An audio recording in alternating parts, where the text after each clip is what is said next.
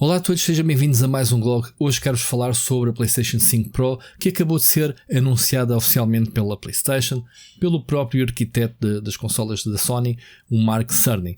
Ora bem, consola nova, Pro, como todos sabem, a Sony faz este refresh às suas consolas. Aconteceu isso com a PlayStation 4, 4 anos depois mais ou menos do lançamento da consola original. O mesmo aconteceu agora com a PlayStation 5, saiu em 2020, em novembro. Passados 4 anos, então temos a nova Pro a um preço de 799,99, ou seja, 800 euros, com lançamento a 7 de novembro.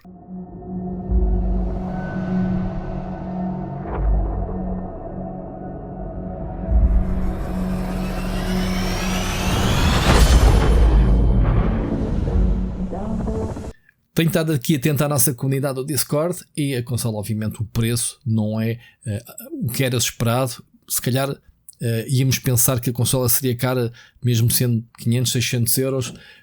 Obviamente este refresh a 800 euros e ainda por cima não inclui a unidade de leitura de Blu-ray, portanto são mais 120 euros que têm que adicionar a este preço. Portanto, se estiverem interessados obviamente numa versão física da consola, vão pagar então 920 euros. É obviamente a consola mais cara da Sony e isso obviamente justifica-se pela necessidade de dar aos criadores a possibilidade de manter o modo grafismo, o modo que querem que represente os gráficos que os estúdios imaginaram, mas obviamente a maior parte dos jogadores, o Mark Cerny disse isso, a maior parte dos jogadores, 3/4 dos jogadores escolhem sempre o modo performance. Eu estou incluído nesse caso, em que mais vale jogabilidade mais fluida, mesmo que tenhamos que ter gráficos piores. Se escolhermos o modo principal, o modo gráfico, digamos assim, vamos ter uma cadência de imagem a 30 frames e, obviamente, o modo performance será a 60 FPS. O que a PlayStation 5 Pro pretende é exatamente unificar, ter o melhor do grafismo e ter então a melhor performance, pelo menos 60 FPS. Mark Cerny explicou que esta é a consola que vai permitir então essa visão. Na minha opinião, eu duvido. Vamos ter o mesmo problema que os criadores vão se apanhar com o melhor hardware e vão continuar a esticar o software, vão querer criar gráficos cada vez mais surpreendentes e a consola vai continuar outra vez a dar os problemas, a não ser que a Sony tenha um travão. Em termos de jogos compatíveis, basicamente todos os jogos serão compatíveis com a nova consola, otimizados com as novas potencialidades.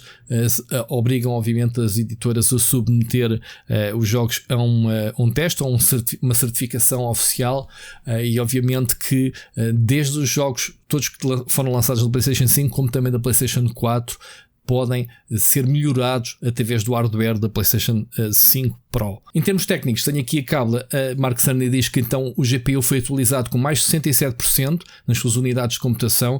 Não foi o único pormenor que não percebi bem se mudaram mesmo placa gráfica, se fizeram um overclocking. Ainda tenho as minhas dúvidas. O processador será assim o mesmo, portanto memórias também são mais rápidas, 28%. Eles alteraram basicamente a velocidade do relógio, falámos disso também no podcast. O que importa é que no geral a Sony afirma que esta PlayStation 5 Pro tem 45% de mais processamento, de rapidez de processamento em relação à PlayStation 5 normal. É um grande salto, não são 10% nem 15%, é quase 50% de melhor experiência a fazer os renders de gameplay e, portanto, a experiência mais suave em termos gráficos. Isso também vai afetar, obviamente, um dos efeitos visuais desta geração, que é o Ray Tracing.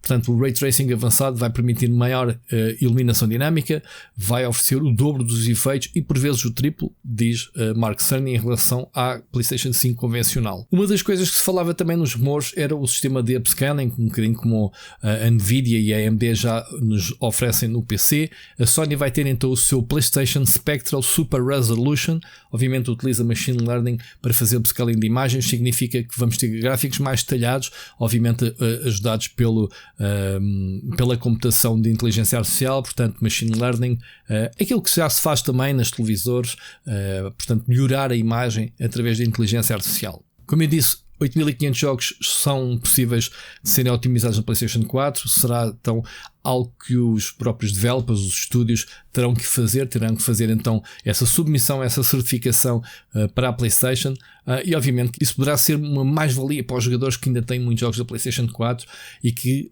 continuam a ver. Já a PlayStation 5 melhorava bastante a experiência, obviamente a Pro pretende ainda levar mais essa experiência mais à frente. A consola terá também suporte a Wi-Fi 7, é bastante novidade, sendo uma consola digital, obviamente sacar muitos gigas que temos na nossa livraria demora tempo, e então com uma ligação Wi-Fi 7, obviamente se tivermos essa instalação já em casa, se tivermos já um router Wi-Fi 7, a consola já está preparada então para utilizar essa tecnologia de ligação sem fios. Uma das tretas que tivemos na PlayStation 5 na caixa a dizer 8K, que já foi retirado tanto quanto parece nos modelos mais recentes, a consola já está preparada então para receber finalmente 8K. Não sei quem é que vai utilizar essa resolução, quem é que tem televisões 8K, mas a consola, esta versão Pro, diz que suporta.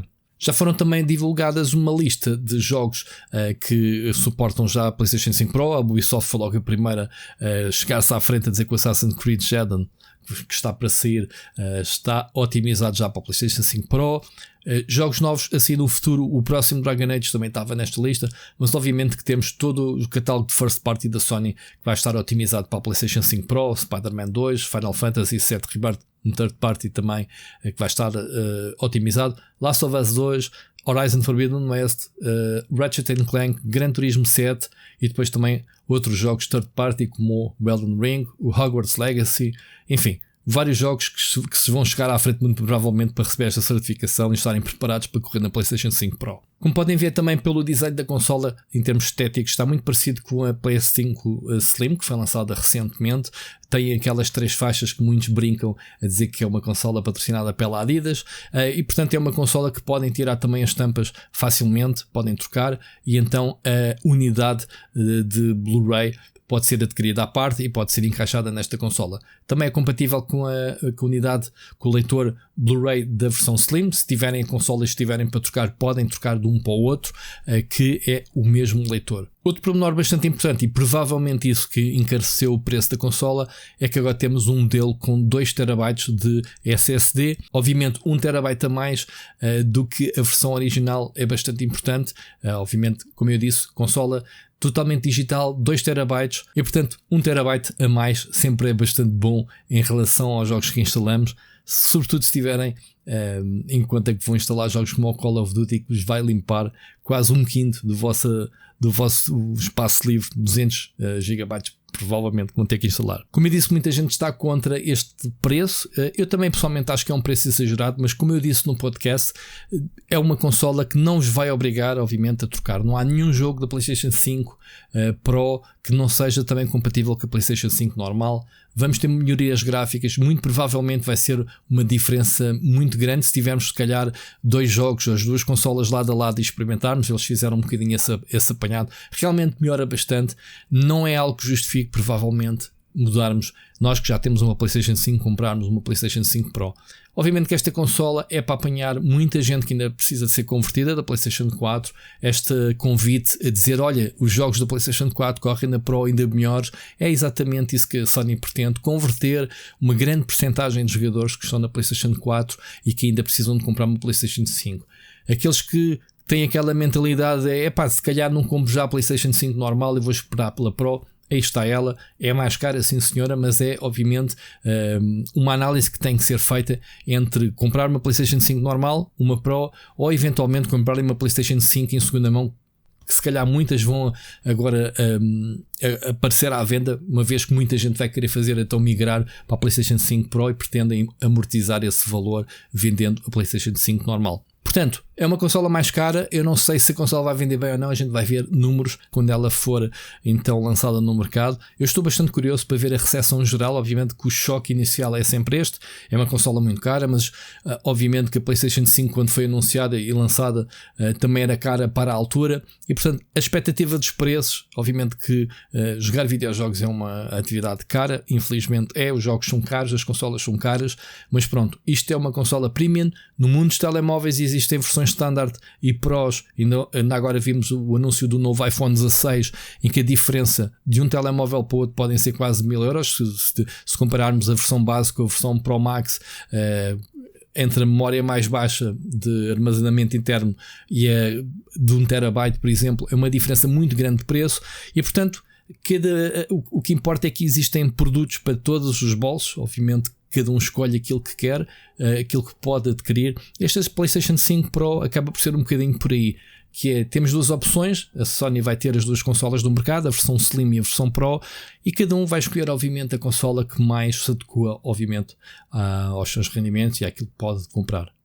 Digam nos comentários o que é que vocês acharam deste anúncio, se faz sentido ou não. Obviamente que a Sony repete aqui uma estratégia daquilo que fez com a geração 4, uma consola Pro passado 4 anos, mas digam nos comentários se vale mesmo a pena este salto, se justificou ou não, se vale a pena por causa do preço, se vocês vão comprar, não vão. Estou bastante curioso para saber se vão comprar esta consola ou se pelo menos está nos vossos planos futuramente de adquirir, se ainda não têm uma PlayStation 5 ou se têm e preferem mantê-la ou preferem trocá-la pela Pro. Estou muito curioso, digam nos comentários, não se esqueçam de deixar um like para apoiar este vídeo e vemos no próximo. Um grande abraço.